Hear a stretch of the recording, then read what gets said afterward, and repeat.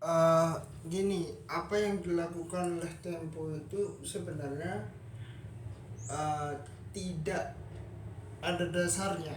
Kenapa? Satu, sama bilang gini, Tempo itu strukturalisasinya di mana sih?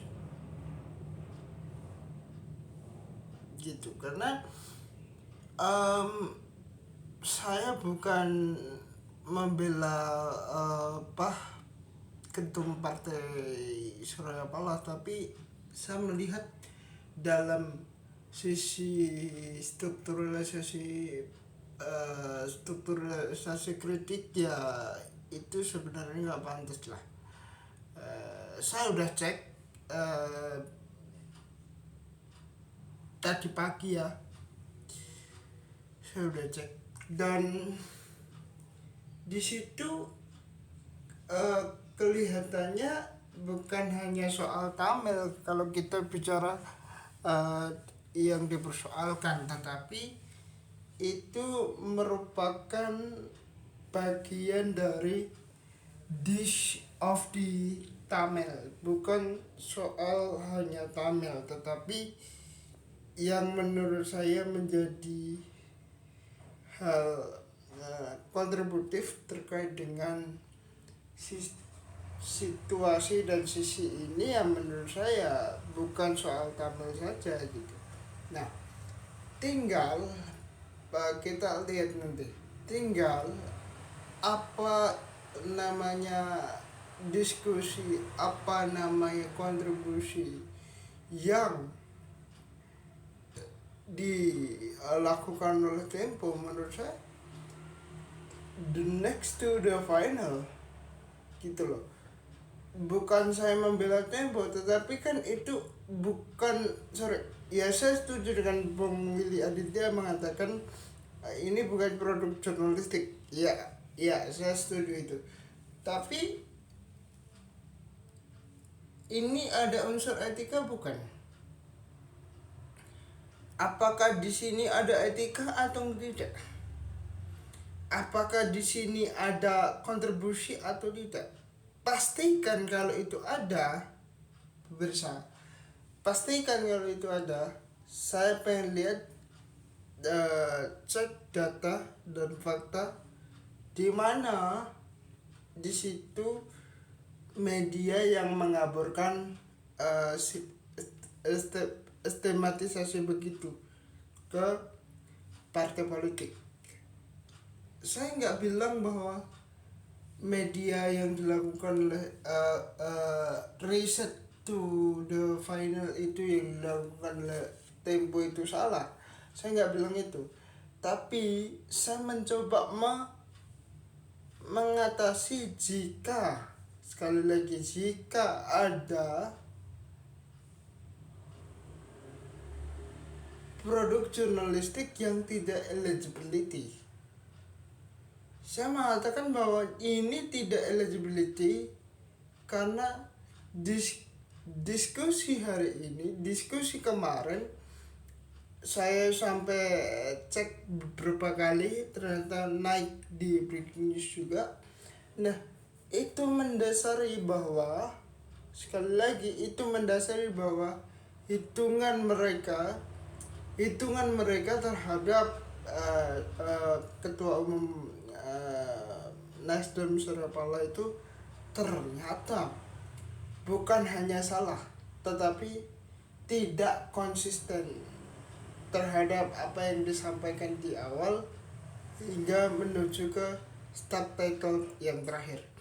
Nah, di situ di situ saya pengen lihat bahwa the next to the finalnya apa gitu. Apa yang mereka harapkan dari sisi itu. Nah, dari sisi itu pemirsa dan pemirsa sekalian, bahwa ini agak sedikit dipaksakan dalam sisi skop yang tadi saya sampaikan gitu. Nah, apakah ini nanti katakanlah bisa untuk diterima atau tidak, saya nggak tahu. Kan Nasdem menuntut ada permintaan maaf secara terbuka, secara live gitu loh. Nah, dari situ saya belum bisa baca nih apakah tindakan itu akan dilakukan secara permintaan maaf atau langsung ke jalur hukum. Kalau kita simak keterangan badan hukum dari Nasdem, ya Nasdem belum sampai ke untuk melayangkan laporan ini ke Polda misalnya atau ke Barreskrim. Namun ini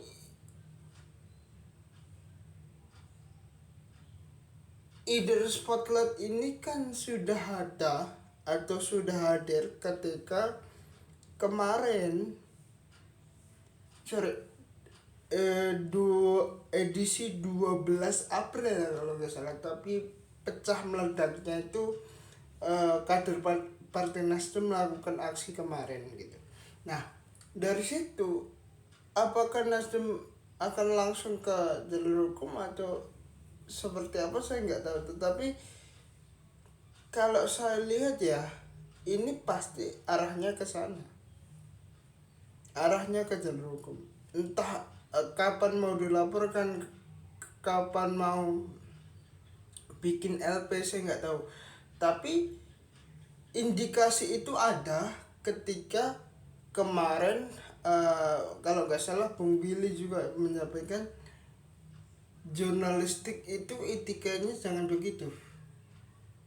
Kalau jurnalistik itu yang investigatif, bukan yang kompetitif.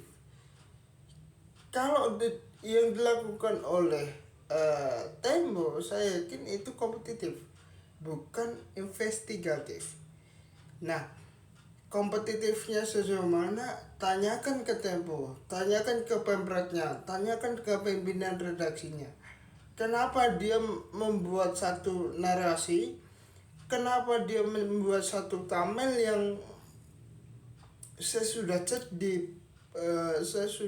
di podcastnya Bacar Alus, di situ juga dituangkan itu thumbnail, itu narasinya juga dituangkan.